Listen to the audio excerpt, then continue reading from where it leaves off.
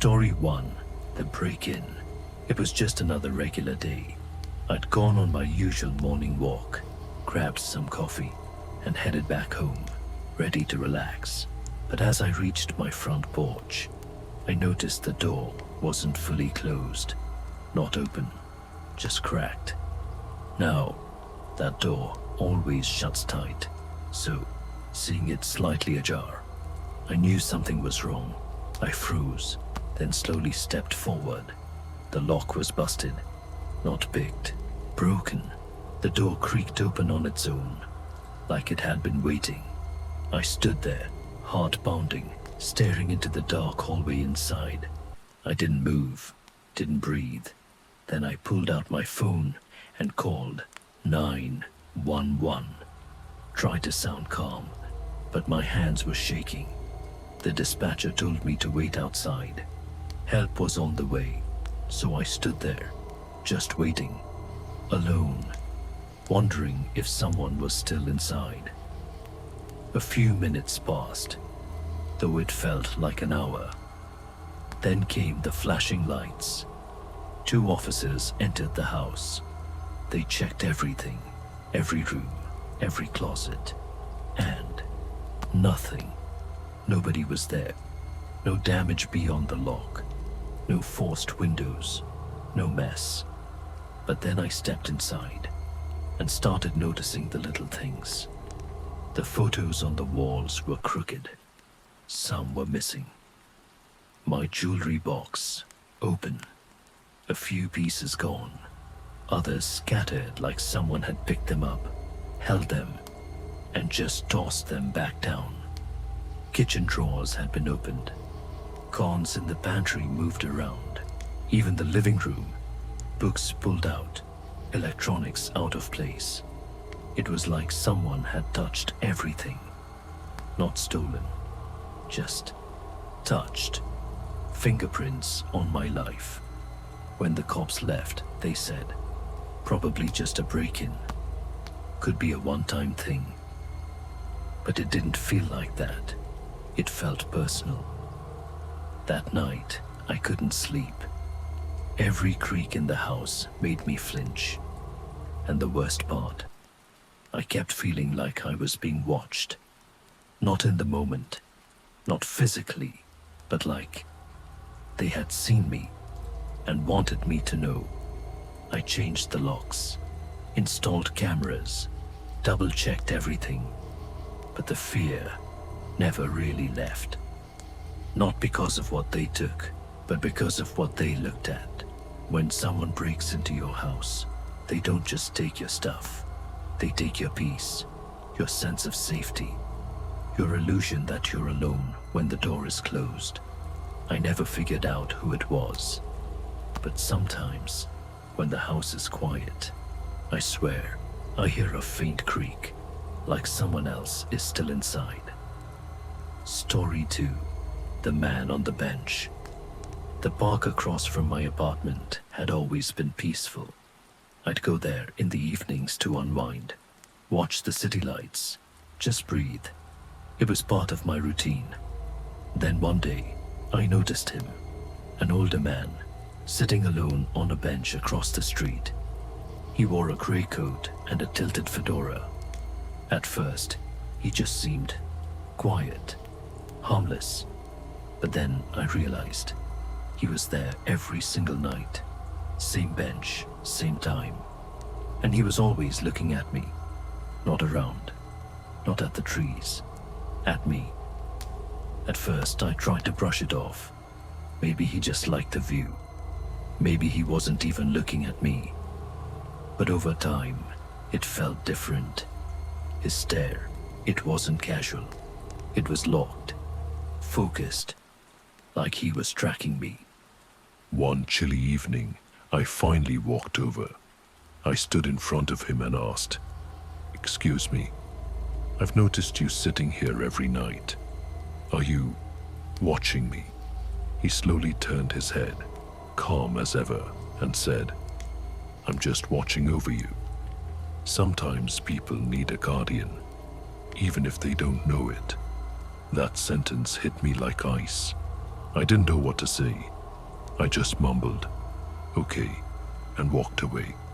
But that night, I couldn't sleep. I kept thinking about that voice, that stare, that phrase. I decided to move. New neighborhood, new apartment, far from that bar. I didn't tell anyone why. I just said I needed a change of scenery. The new place was quiet, safe, for a while. But even there, I still felt watched. Not by a person, just watched. Maybe it was paranoia, or maybe his words got under my skin. Maybe he really had seen something in me, something that needed watching. Whatever it was, I never forgot his face or his voice. I'm just watching over you, and if you thought that was eerie, wait till you hear this. Story 3. Footsteps at night. The first time I heard it, I thought it was just the house settling.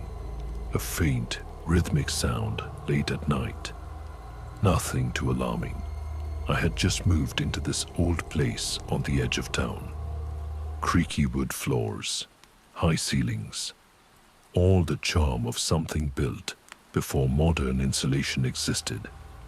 I was alone, which was the whole point. I needed space, peace, but the peace didn't last long. Each night, as I was falling asleep, I'd hear it.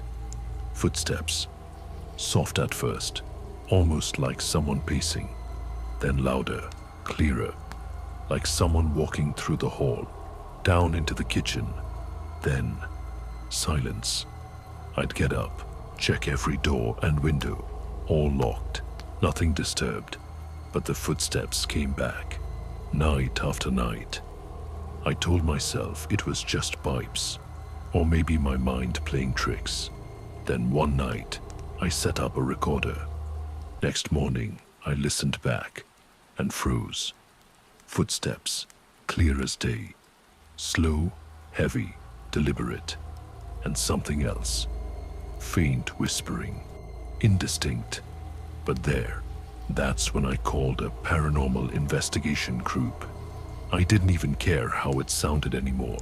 They came, set up their cameras, recorders, everything.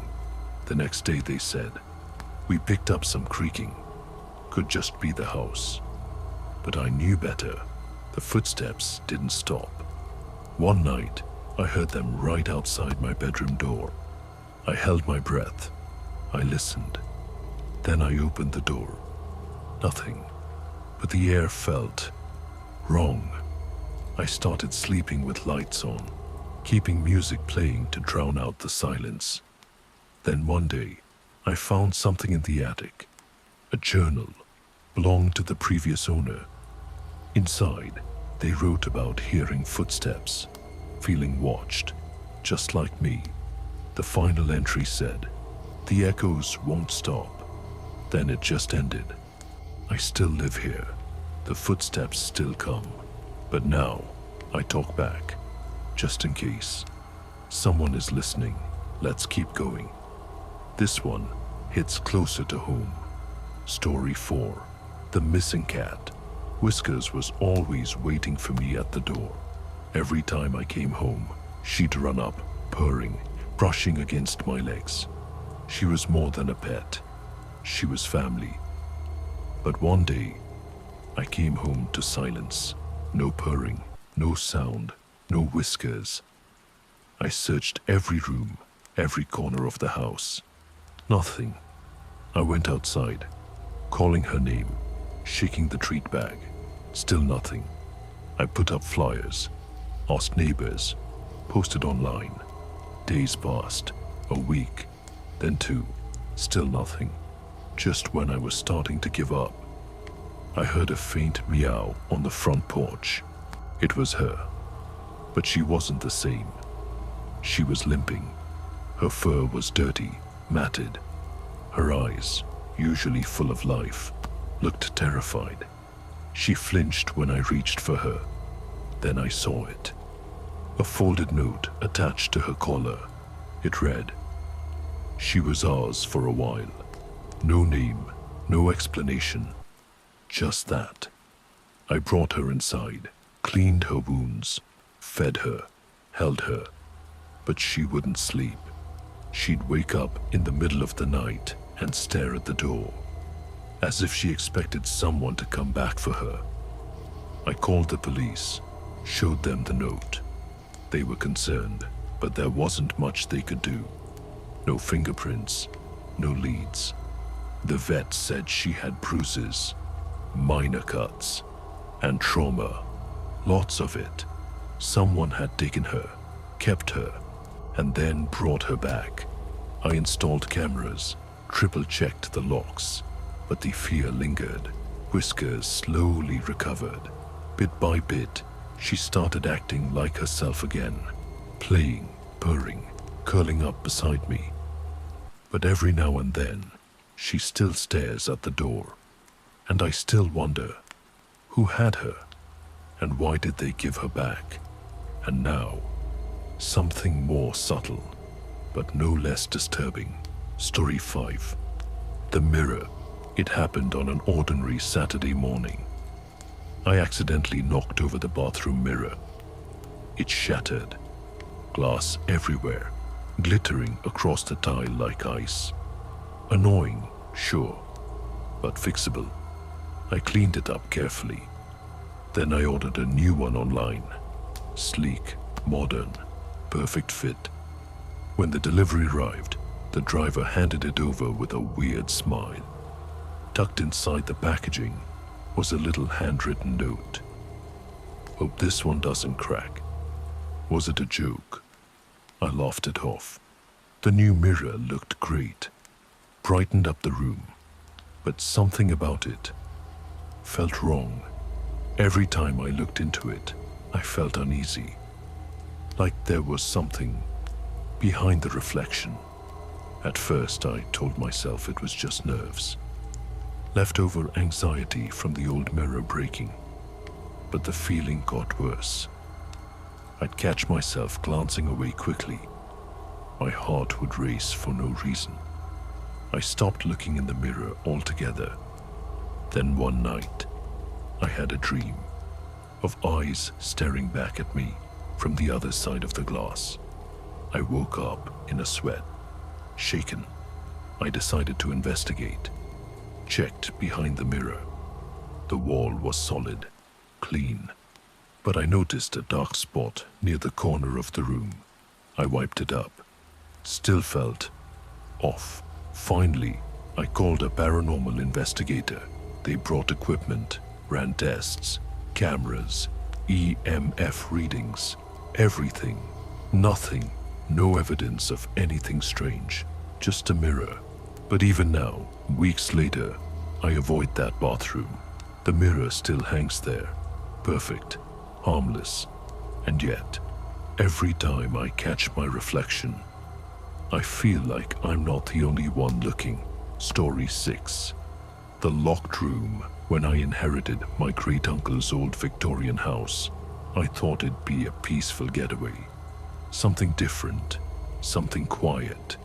I had no idea what I was walking into. The house was beautiful, dusty, sure, but grand.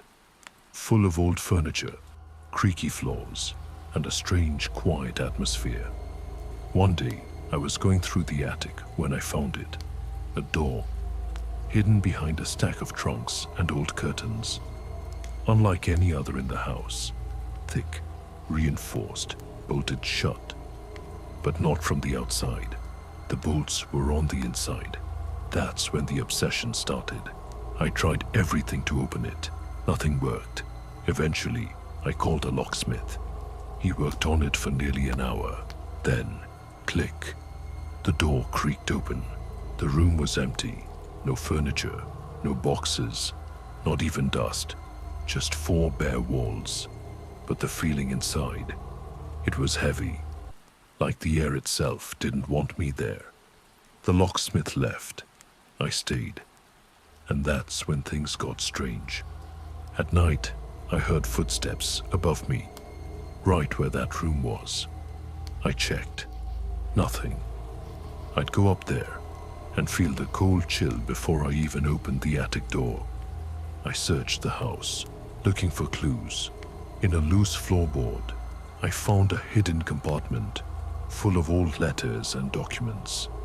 None of them explained the room, but they hinted at something. Disputes, secrets, transactions with names I didn't recognize.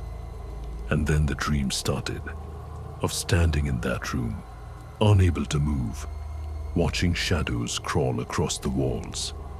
I tried to let it go. I couldn't. That empty room wasn't empty. It just wasn't showing me what was inside. And sometimes, when the house is quiet, I swear I still hear something moving behind that door, even though it's locked again, from the inside. Story 7. The Midnight Caller. It started with a phone call. Late one night, just past midnight, my phone rang. Unknown number. I almost didn't answer, but curiosity got the better of me. Hello? Silence. Just faint static. I hung up. Next night, same thing. Midnight. Same number. Same silence. By the third call, I was starting to feel uneasy. Then came the fourth. This time, a whisper broke the static. I know where you are. The line went dead. My chest tightened. I checked the locks, pulled the curtains, told myself it was a prank. But the calls kept coming. Always at midnight. Always the same voice. I know where you are. I called the phone company. No records. No trace. I stopped sleeping. My nights were spent sitting in the dark, phone in hand, waiting. Then one night, the voice changed. It wasn't just a whisper. I could hear other noises, papers rustling, maybe voices in the background, like someone was in an office or a room, watching. I contacted the police. They were sympathetic, told me to keep documenting everything, but the calls didn't stop.